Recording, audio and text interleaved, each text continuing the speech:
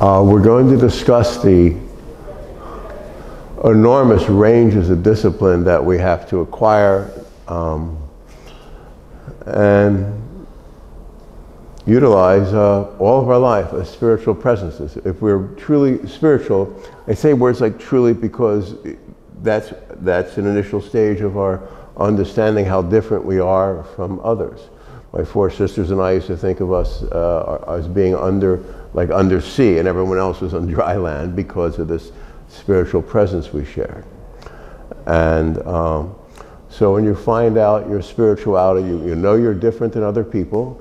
In the beginning, you want to give yourself away. You trust, you care, you want to help, you want to heal, you want to fix all day, and it's nuts. Because you're feeling a divine presence, and you'll get twisted and turned at every corner. It's kind of extraordinary until you find out what we began last week's meditation with, the fact that this world is a hell. And it's all in consciousness. In the East, they call it Maya, the illusion. When the Buddha said, you're illumined, and then he said, then you will visit the house of your illusion no more. Meaning you'll understand that you're transcendent of the everyday, and you don't have to take part in it. You do it of your own volition, out of kindness, compassion, and care, but you do it, and this is the point, with enormous diligence and discipline and understanding and wisdom. You have very ultra-refined tools. Let's explain very quickly about ultra-refined. A few weeks ago I said, when I see Professor Mink, he's our national champion of jiu-jitsu here, he's next door and he's completely spiritual. It's the only reason I'm a little bit in shape, because working with someone that's completely spiritual, no matter what it is, it's enormous martial art discipline. You're not offended, you're not your body. I had a difficult time with martial arts teachers because they were their body. And if you're transcendent of that, which is what a spiritual discipline such as martial arts should be, then you can relate to someone like Professor Sculta here, who has his own schools. It's a loyalty, honor, discipline, integrity, spirituality, first of all. So when you discover that aspect of your soul that is spirituality, you'll discover that spirituality is, like the Buddha said, the whole world is an illusion. But there are sensibilities here. You will be offended at every turn. Every lost creature from hell will come out at you at different points early on in your meditative spiritual life, and you'll learn to distinguish sensitivities, presences, beings, because you're, excuse me, in an ocean of presence.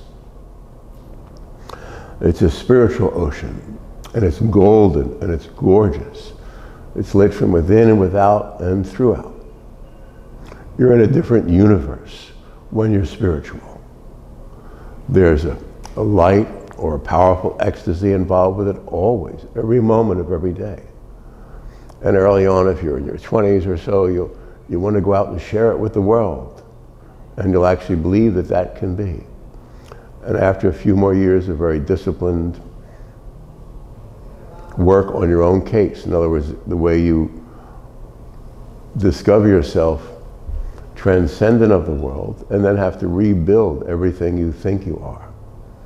Not that you will ever change your original ideas of spirituality, but you'll gain an understanding of the depth of the eternal difference between the world formed and the spirit unformed, uncreated, unconditioned. It's a realm of literally unimaginable beauty. And you can sit in it and look through the different worlds and universes, and they're all spiritual, and they're endless.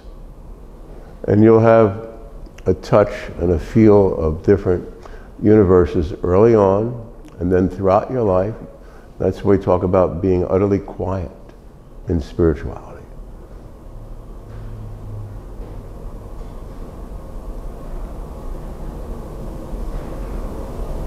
You can literally hear a pin drop.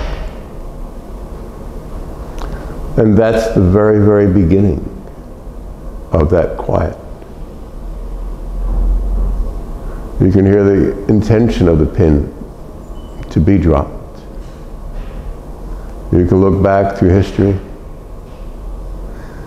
forward into the future where there'll be no history, just God, and just you as a divine presence.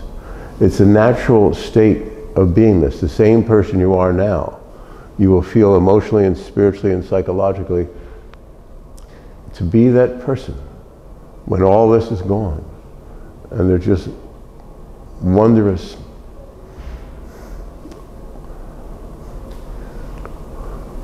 ecstatic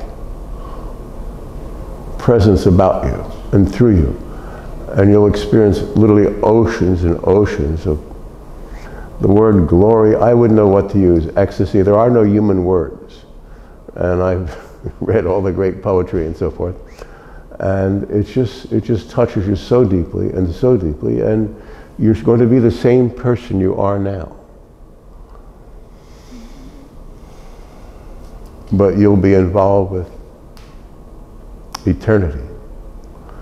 And you'll feel all of this early on and throughout your spiritual life. As you discipline yourself, as you understand the darkness of the principalities and powers of this world.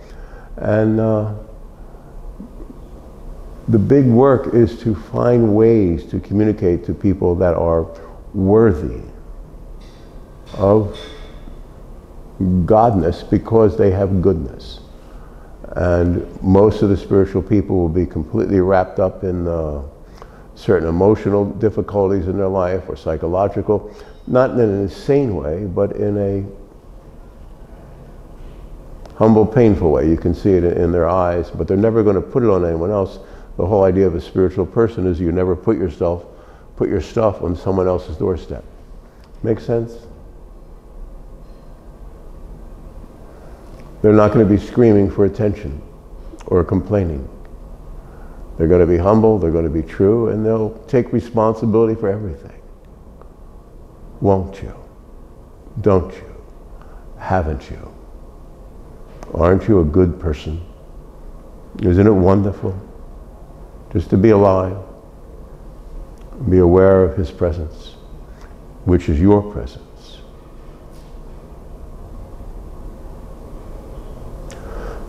So we simply allow ourselves to let go, to let go, to let go of our perceptions about the world. And then you'll always be filled of this holy presence. You'll be able to communicate with, to teach, to work, to direct any circumstance, even though the world is a lie. And you have to use these words at certain points because it's coming at you with more violence than a battlefield. Because it's at you knowing it's here to destroy your connection to your soul, to God, to your family, your loved ones, or that special one in your life. That's what the devil does. That's what the world is. Out of all the infinite, I'm saying this, none of this is from books or whatever. This is the experience of one spiritual. And there are so many millions and millions and millions of spiritual people in the world. They'll all be so humble you might not know the wonder of the divine experience within them because they're not used to anyone addressing them in that way. They're used to people needing them in some materialistic adventure, whatever that might be. Cleaning the floors, building their house, helping them with their job or their relationships. But no one will be there for you in a subtle, discreet enough manner where it would actually help. I mean, no one's going to reach in their pocket and step forward and help you if you're spiritual. Because you'll never express need or want or desire. Just kindness, gentleness, forthrightness in the good. Because you are good. I'm speaking to all of us who are spiritual, who are true true to life. You know, the deeper issues of valor, integrity, kindness, joy, wonder. You're here to teach, to care. You reach out with your heart to embrace, like my teacher Susan here, she wants to help. And she's very, very, very, very, very professional at it. Profoundly so. So when she helps, she helps. There's no illusion, delusion in it.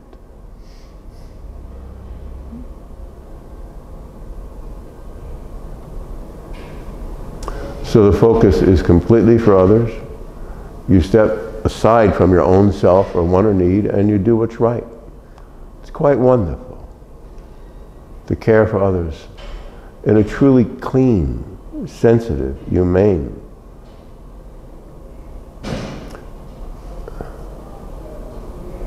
and effective way. So you have to be delicately attuned to the other person, to the way the world works, and to help bring them along in that great adventure, to know the way the world works, and to help a temporarily confused person to address the world in a competent manner, because so many are victims. It might be orphans or whatever, like Miss George works with, or Pedro next door, the Brazilian Jiu-Jitsu teacher. He works with everyone on any level, and because his heart is completely with them. I had an experience with him the other day where my brother-in-law just passed on Memorial Day, and he instantly felt his presence, and I felt it was with him because of his spirituality.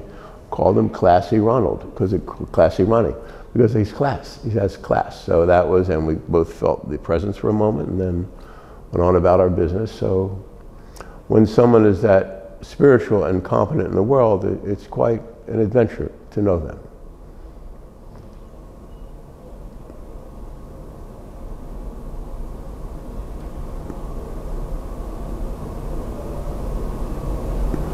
You learn to stop everything in your consciousness and wait for the next word, the next finger that God points. And you'll move in that direction. In other words, I'm trying to say it poetically, it happens in such a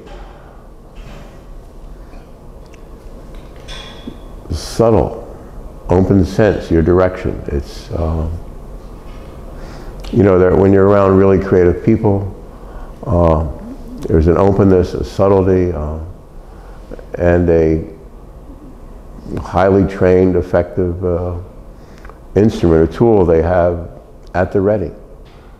Whether it's painting or writing or teaching, inspiring, fixing, like Carlos does here, everything all the time.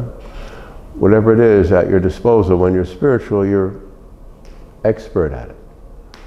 But we're talking today about being expert with your emotions. For me, there are about 20 basic emotions, from abject failure, where you have nothing going for you. I'm saying these are some of the many, many tools that you'll work on with people to help them. And when someone's in a very tragic state where they're locked in their heart and their gut, and there's a certain spiritual sense about them, then you're going to be with them. And they're going to know someone's with them, someone's interested in them. And when you're interested in them, you're not interested in anything else. And they feel someone being aware, and so they'll go from an abject, like they're lost, that they can't even look at anything around them, but they'll feel someone interested in them. And then they'll go from that locked in fear to an ability to look around.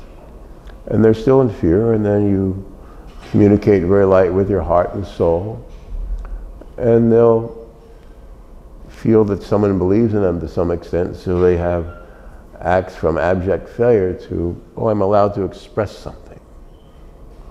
And then you allow that very quietly or delicately when Miss George is with kids who've been really a lot of pain, and then at some point they'll express their anger at this or that at some point. They're not in absolute failure mode anymore, and that's a good thing. And you let that go. You don't correct that. You are still open and let them express that. And then at some point they'll be able to speak, communicate, to experience life logically with their own opinions and thoughts about it. And then the learning begins. When I deal with someone who's lost in the streets out here, when it's right, when they're not drugged out of their brain, I have a lot of friends along the way, from here to walking to the Safeway or down the ocean or walking to my friend's restaurant. There are crazy, crazy people that are lost simply because of a certain degree of schizophrenia, whatever. And if you're very quiet and you can listen to them, years ago when I looked at these things, I found that the majority of these people that were talking to someone out, they looked like they're talking to themselves, they were talking to someone that was out of body. So they weren't crazy or schizophrenic, they were just locked in a communication with someone that they felt part of. And looking at this world through a spiritual lens, where there are infinite sensibilities, that's not such a bad place to be.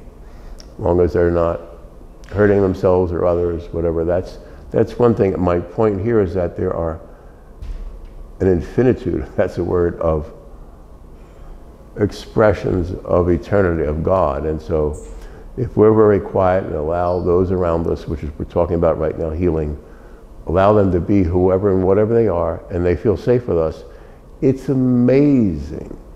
You'll have a miracle, one a day for the rest of your life, literally, of someone around you. You don't discuss it, you don't tell anyone, you never bring it up again, you're just present there. There was an angry guy out here who was probably, I assume the cartels had him at an early age, or he was a mule, or he did drugs or whatever, I don't know what, but he's the angriest, scariest guy ever, and I would just look at him go like that every time I see him, and he's scary and tough looking, and I'm just saying because I'm an old man, and over the years, finally, I'll give him one of these walking by, and he'll go like that, and in that moment, there's a totally pure, clean emotion, and you let it go, and I drop it, and I don't try to go beyond that. Maybe it won't go beyond that in this lifetime. Make sense? So we're very, very subtle people, spiritual people, and the world is very offensive. Try to mix all this together in your thought. Like last week I said, when I go next door to work out with Pedro, the martial arts, the jiu-jitsu teacher, it's when I'm alone in here, and it's in the meditation room, there's just so much presence. It's so thick, it's so powerful, it's so enormous in a wonderful way. The world does not exist. There's just God. There is a God consciousness, and it's yours, and it's mine, and it's ours, because we're His. So I'm just diverging off from the center of it today to say how we utilize our time in healing others. And the basics of our life will somehow be taken care of, and I can't explain how. It just happens. When I moved to a new place and everything was a mess, I looked at Carlos, who is he's a mason, and he's also a capable human being at every area of construction. So he came over to my place, and in 40 minutes everything was perfect and brand new and straight, and all feng shui was right, and little simple details that I couldn't attend to were done. So you'll do that with your own home. You'll place things in a certain order where there's a flow, there's a sense of oneness. You get things that block the energy out of the way. If you find something in yourself you can't address, then these different tools are available, and you work on them. And at the same time, and the biggest message of this today is illumination. Spirituality is not just being nice or going to church. This is what we're going to, unimaginable ecstasy and wonder. And it's human. Like I say, this person you are will be relating directly with the Godhead. It's a spiritual universe. This world is a lie, is an illusion. It's a fabrication. It doesn't exist. According to all the mystic and all traditions, all the spiritual traditions in the world is at very most a way station through eternity. But to everyone who's ever known Him, our Father God, and you are His radiance in this world. So when I say that, I don't want us to ever take away this. We're talking about spirituality. It's a wondrous condition. So anyway, I'll be feeling that, so I can't even, it's not here. So if I bring someone in, a combat vet, a couple that come in here, and we'll talk 20 minutes, and God will speak to them through me, whatever. It happens all the time, every day, and when it's right. And then I'll go next door to train, and because he's spiritual, I can train with him, because I don't have to drop that sense, even though I have to become my body. But I'm not my body when I'm with someone spiritual. It's like being in love. You're transcendent of the body when you're with someone you love, because your soul is free and safe and happy. And that's why you give a child pure love. They're there to learn from you how to adjust to this world. And as an adult, we're here to learn from God, from those I call the teachers, the holy ones, how we can bring up those people in the world that we find worthy again.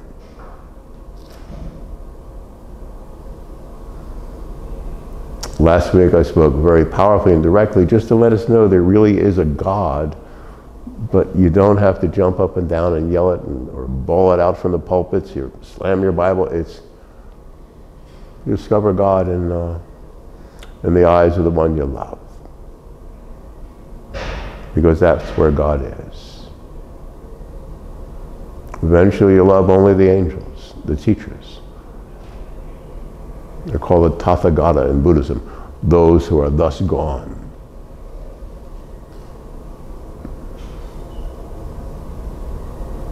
We talk about the Bodhisattvas and the Arhats in Buddhism. The Bodhisattva is one who is incarnate in the world and won't allow full illumination. The words are, if you talk to someone who lives in that, it's much softer and easier and lighter than human than that. There's no stiffness in spirituality. It's not an Arhat and a Bodhisattva, but the Arhats are those who have totally disappeared into the light. And you can be that and be here.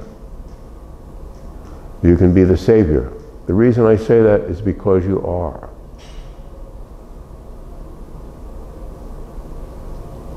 It's just a matter of love and kindness and understanding that the world is unimaginably rude. So early on you'll be attacked by all kinds of deviant presences, and some of them are very, very subtle. They seem, oh, that's right, they use the right words, what I'm saying. And John said, the book of John said to try the spirits. These are real spiritual people. I'm not certainly a Bible thumper, this or that, the other. I'm simply use that because it's been called the greatest story ever told. Because if you're really spiritual, you'll be very happy and rewarded at understanding the depth of it and the clarity of it. People think spirituality is just being nice and kind all day. No, it's an enormous discipline.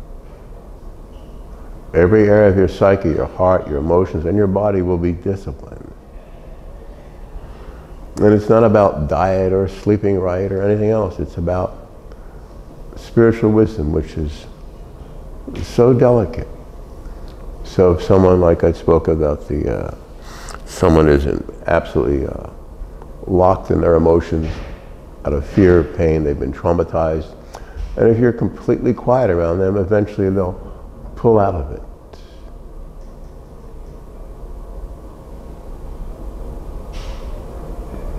So if we're completely quiet in the world,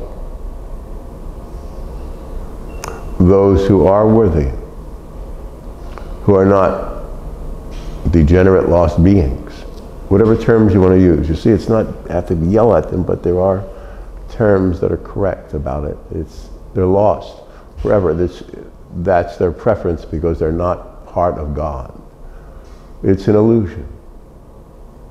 But anyone with any decent presence at all, we help them. We take their hand and walk them out of the forest, sit them down at the back of our ranch house, and bring them a sandwich, a cup of tea, or even a Coca-Cola, and bring them back into the fold. Please bring them back into the fold.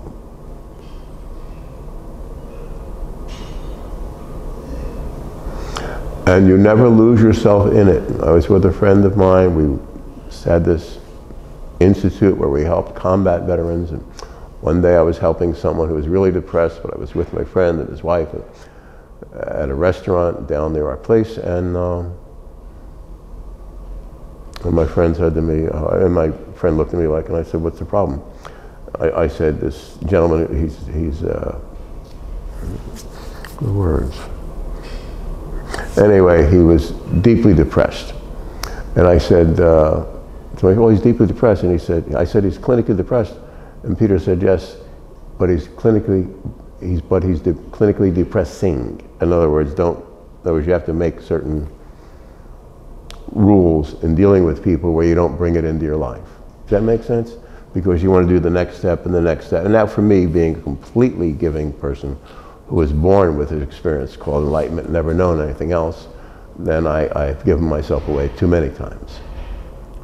And yet there's still more to give, but the point is you do want to help people. My buddy just wanted to help people who were worthwhile in the society. And that makes a certain sense. And for me, when it's right, it's right. And I fall into these circumstances all the time. And the big thing is building people who are peaceful, who are happy, who are true, who are like my friend martial arts teacher here, or Greg, Master Gucci here. They're helping people, they're creating, they're building. Susan does that with people all the time. We're always helping people, building. I'm simply saying it isn't a life of helping the victims. What I'm saying, when that happens. So you'll develop very subtle tools and you'll control yourself, you'll have honor and dignity in every circumstance, and you won't get lost, you won't give away more than you have. At the same time, you're living beyond yourself. And I know we all understand what's being said.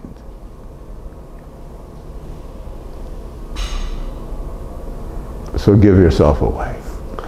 There's nothing to hold on to. There's nothing to fear. The holiness of God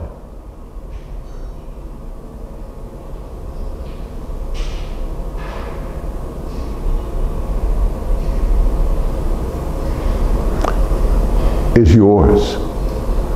It's not for someone else. It's not for a future time.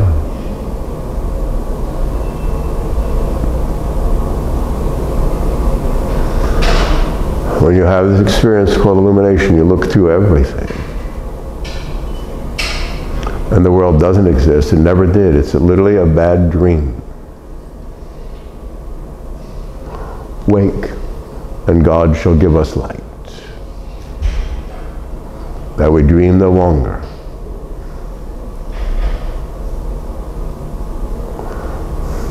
The unimaginable wonder of God is ours.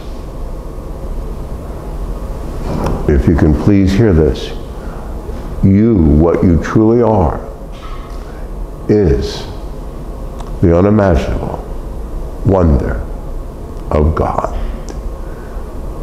You are a soul, a spirit. You're not your body. You're not your problems. You're not the solution to your problems. You're made of this lightness, this unbearable lightness, this beauty, this dignity, integrity. And you have a spiritual genius with you always. So when you're helping people, like I was speaking to over these last minutes, it will always be there. You'll see through everything. No matter what the circumstance is, you can walk into it and lift whatever would be lifted. You can cleanse whatever would be cleansed. You can heal.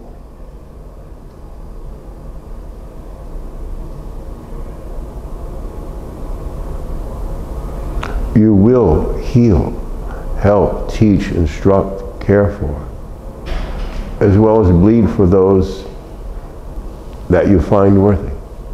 You'll give yourself away every day of your life, and you'll never know that it happened. There is a God. If we're in the world at this point, our divine presence is here to heal the world forever. That's not some fancy thing from the Bible. It's something, it just is. If you talk to anyone really spiritual in the whole world today, you'll find this sense. We all feel it. We all know it. This has to end the horror show out there. We don't have to discuss it, describe it in any terms.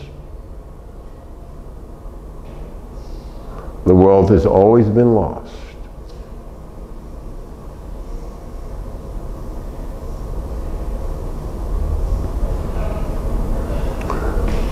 You're identifying with your own spiritual presence, which is God, which is eternity, that peers through all the madness, is the answer. And there may not be a question, because this beauty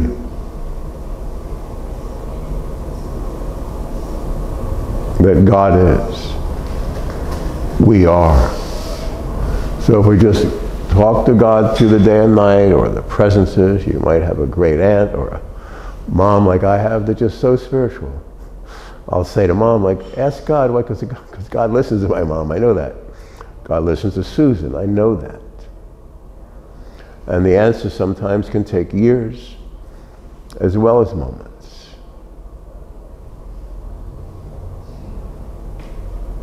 But there are answers to everything.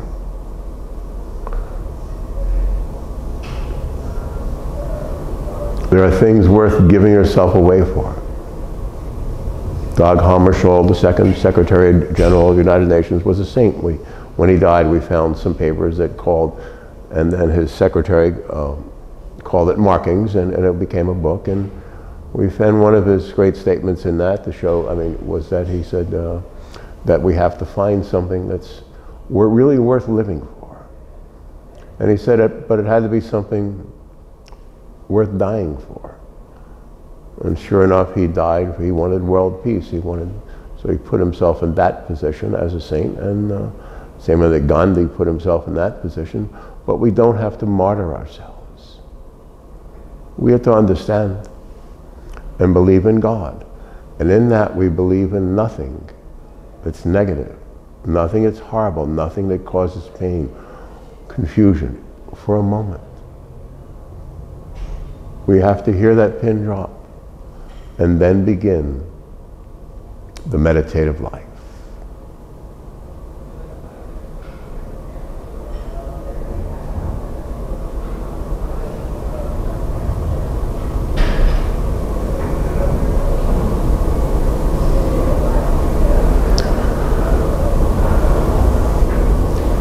You are the holiness of God incarnate. And there is nothing else. Believe in him, he believes in you. And I believe, and I know, that he is you.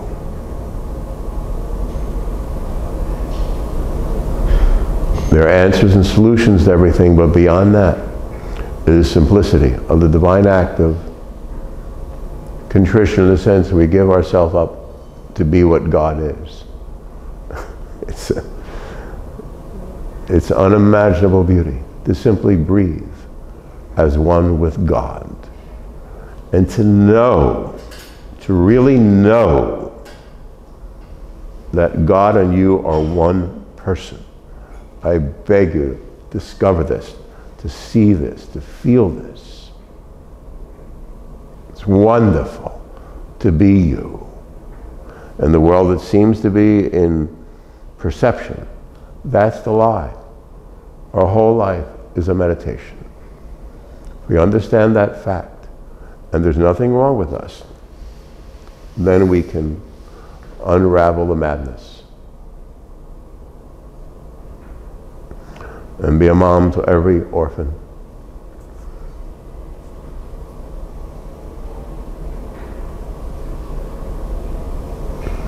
You are goodness. You are true. You are real. You are whole. There's nothing wrong with you. The world is a dark place. But when you wake up, you can fix your home. your mind, your heart, your soul, and go about the important business of lifting all your friends and neighbors that are decent and worthy out from the fires of disbelief and faithlessness. You are the faithful one. You'll walk out of the forest into this great openness and discover in truth that you are this great openness. You are as God is, and forget the whole world. In your consciousness it will not be. And you'll have an answer to everything. Every footfall, every step you take will be meaningful, heroic, and kind. So help me God. There are millions and millions and millions of us.